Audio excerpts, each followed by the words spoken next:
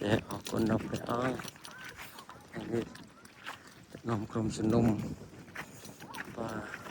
មកមើលគេដាំត្រកួន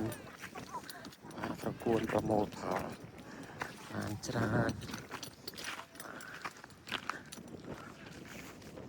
ជំនុំបាទមករៀនដាំត្រកួនមើលអំពីការដាំត្រកួនឃើញថាទទួលប្រពោ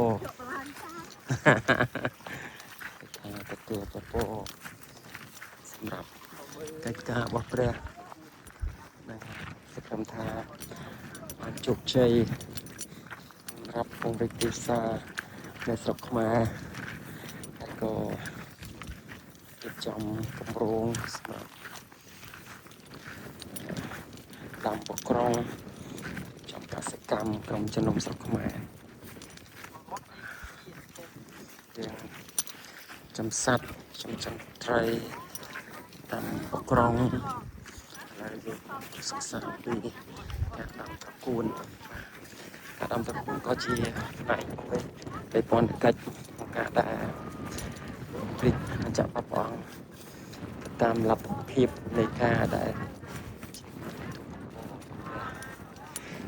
គត់គងដល់ក្រុមជំនុំ